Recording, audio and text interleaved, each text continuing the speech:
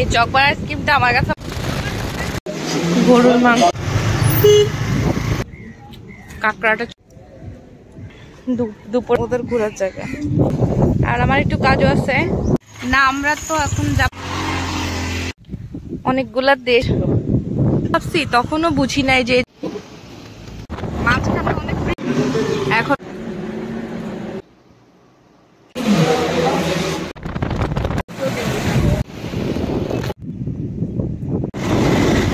এখন বাজে 7টা। আর আমি আজকে ব্রেকফাস্টের জন্য টোস্ট বানাবো, সো তোমরা দেখতে থাকো, আমি ফাস্ট ফরওয়ার্ড করে বানিয়ে নিচ্ছি।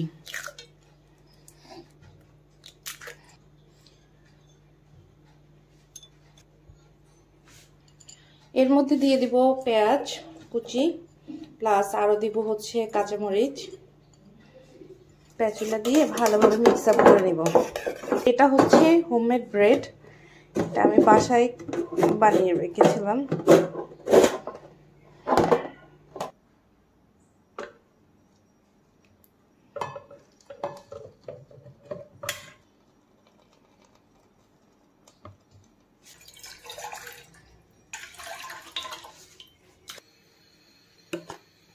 দিয়ে দিলাম দুধ 2 চামচ, চা পাতা গ্যাস 1.5 চামচ হলে এনাফ, এলাচি দিয়ে চুলাটাকে কমায় দিয়ে রাখবো, হয়ে যাবে। হয়ে গেলে এসে নিয়ে যাব।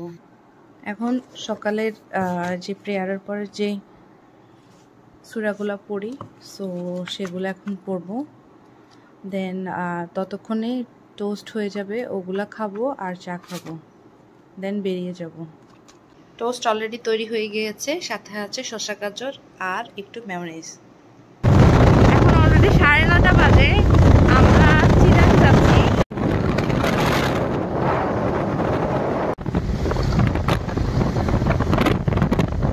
আচ্ছা, আমরা আছি এখন বারোইয়ার হাটে, আর আমরা একটু বিরতি নিয়েছি, এখন চা আর একটা চিকেন রোল খাচ্ছি। এখন বাজতেছে 10:30, আরো 1 ঘন্টা জার্নি। 1 ঘন্টা জার্নি করলে আমরা চিটাং যাবো। অলরেডি আমাদের ব্যাকগ্রাউন্ডে বড় বড় পাহাড়গুলো চলে আসছে, আর আমরা মিরাজসরাই ক্রস করছি, আর এখনই বৃষ্টি শুরু হয়েছে। মনে হচ্ছে যে আর বেশি দূর এভাবে চালানো যাবে না, বিরতি নিতে হবে। ওয়েদারটা সেই এনজয় করতেছি। একদম পুরাটা রাস্তা ক্লিন হয়ে গেছে, আর দেখতে খুব ভালো লাগতেছে। 12:49 বাজে, আর আমরা আছি এখন ক্যান্টনমেন্টে। এখানে একটু সিঙ্গারা পুরি, তারপর চাটা খাবো, খেয়ে আবার রওনা দিব। মাঝখানে অনেক বৃষ্টি হয়েছিল, আর দাঁড়াইছি তখন যে মাছটা ছিল ওটা হাত থেকে পড়ে গেছে, দেন একদম মাটিটা লেগে একদম খারাপ হয়ে গেছে। পরে আবার লোকাল একটা মার্কেট থেকে আরেকটা নতুন মাছ কিনেছি, যেটা এখন পরে আছি। এটা হলো যে সানসেট পয়েন্ট, পুরাটা একটা পাহাড়ের উপরে। গাইজ, আমরা এখন আছি সানসেট পয়েন্টে, আর এটার যে জায়গাটা উঁচু জায়গাটা, ওখান থেকে নিচের যে ঢালু জায়গাটা দেখতে ভিউটা অনেকটা এরকম।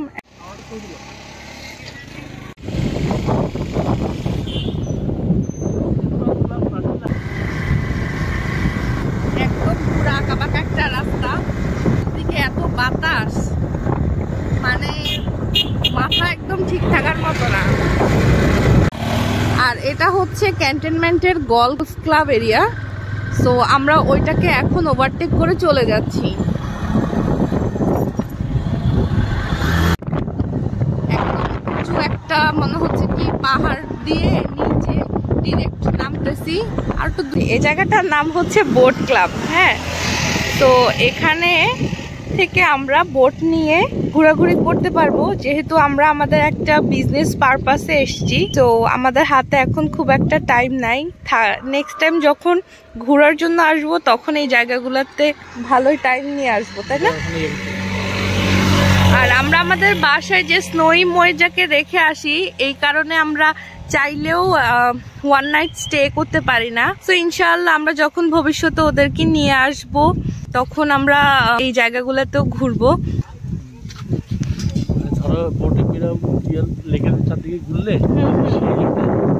অ্যাস্থেটিক একটা ফিল পাওয়া যেত। আমার তো এখান থেকে অনেক ভালো লাগতেছে।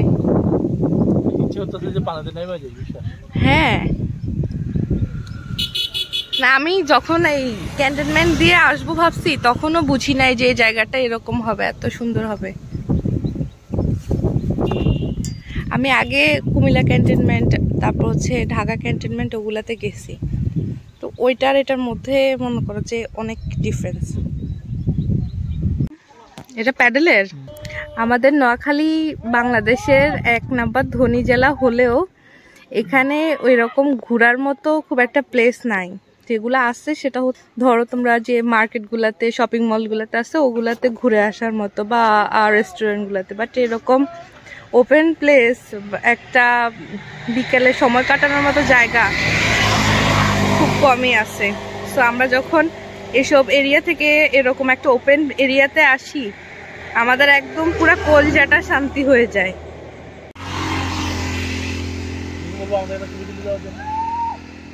কেউ নাই, কেউ নাই আমাদের। গলফ এন্ড কান্ট্রি ক্লাব, ভিতরে কি রেস্টুরেন্ট আছে? এটা গলফ ক্লাব আছে, রেস্টুরেন্ট আছে, থাকার ইয়ে আছে। ও আচ্ছা, না আমাদের কাছে তো এখন টাইম নেই। চলো। ক্যান্টনমেন্টটাই হলো যে একটা পাহাড়ের উপরে, না? ও আচ্ছা, এটা হচ্ছে সেই গলফ ক্লাব। একদম কি বলবো, খুব বার্ড আই ভিউ। আর পাশে হচ্ছে আরো কিছু পাহাড় আছে। এই পাহাড়টা অনেক বড়, না? এটা হলো গলফ ক্লাবের ভিউটা আর কি। তো আমাদের তো গলফ ক্লাবে গিয়ে কাজ নাই, কারণ আমি এই খেলা পারিও না, আর এইটা বড় লোকদের খেলা। সো একদম যে ফ্লোরটা আছে, বেডিংটা মনে হচ্ছে যে একদম খুব সুন্দর করে ট্রিম করা আছে। আর আজকে রাস্তাটা পুরোটাই ফাঁকা, সো এই জন্য একটা ক্লিপ নিয়ে নিলাম। এটা ভালো হয়েছে যে আমরা এখানে আসার আগে হালকা পাতলা একটু স্ন্যাক্স খেয়ে নিছি। পড়েছে হ্যাঁ, নাহলে পুরা ক্যান্টনমেন্ট এরিয়াতে যে গল্ফের যে রেস্টুরেন্ট আছে ওইটাকে যদি বাদ দিই, আর কোনো কিন্তু ওইরকম স্ন্যাক্স আইটেম খাওয়ার মতো কোনো রেস্টুরেন্ট নাই। তো ভালো লাগতেছে ভিউটা। সো গাইজ, আমি এখন চলে যাচ্ছি, কারণ আমার এখন গলফ খেলার একদম মুড নাই, আর আমার একটু কাজও আছে।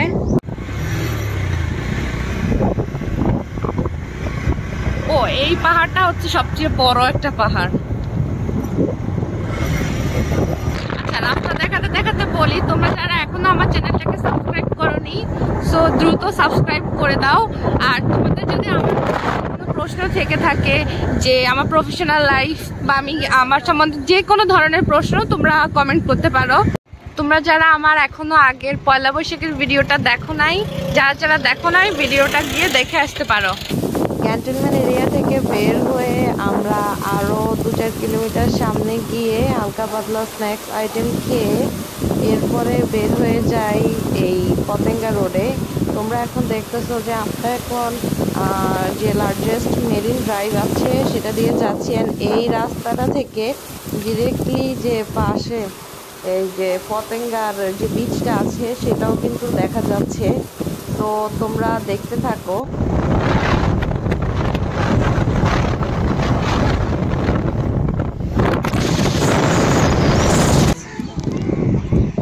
ছোট ছোট যে বাচ্চা কাচ্চা আছে ওদের ঘোরার জায়গা।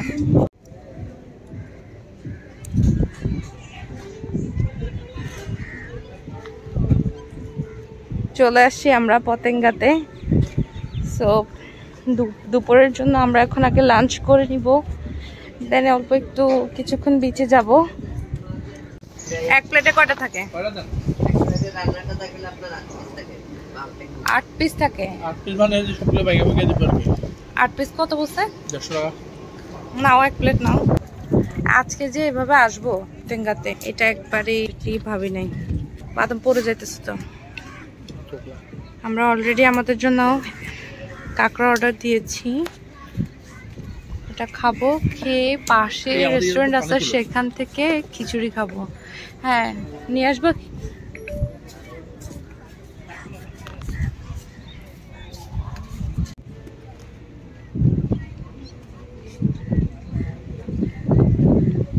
আমাদের কাঁকড়াটা চলে আসছে, এটা কি কাঁকড়া ভাজি বোধহয় চলে আসছে। সো এইটা এখন আপাতত খেয়ে নিব, দেন লাঞ্চ করব।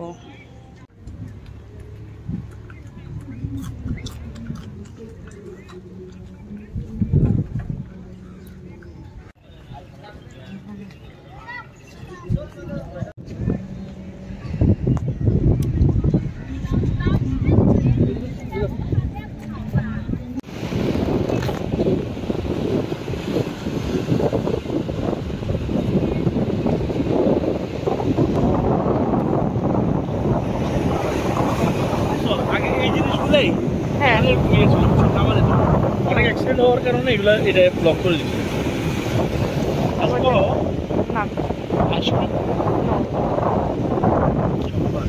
হ্যাঁ তাহলে খাবো।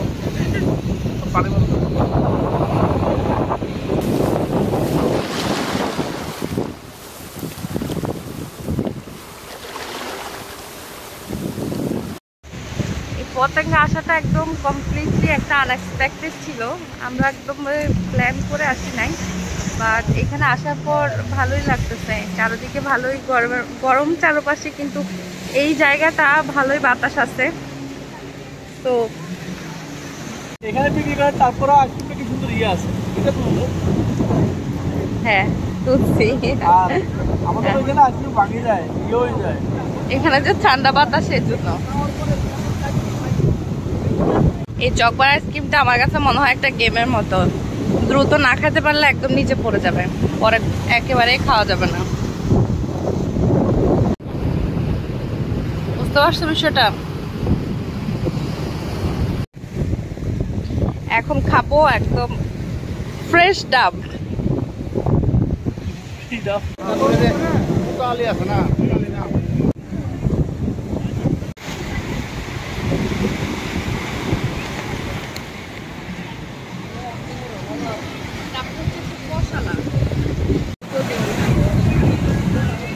এটা কি আছে?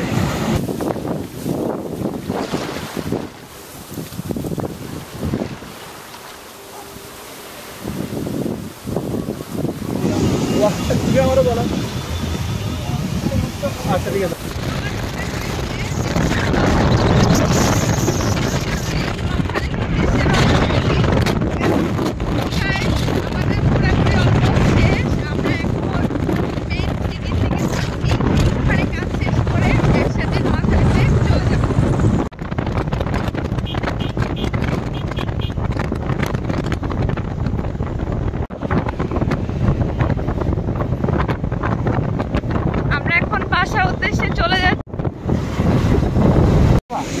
এটা হচ্ছে মেশিনের চা।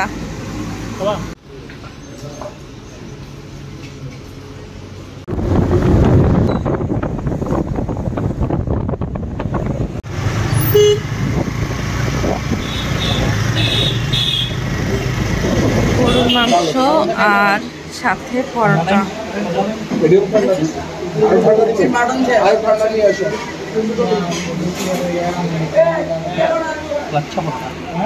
লাচ্ছা পরোটা দেখিয়েছি, খাওয়ার শেষ নাই।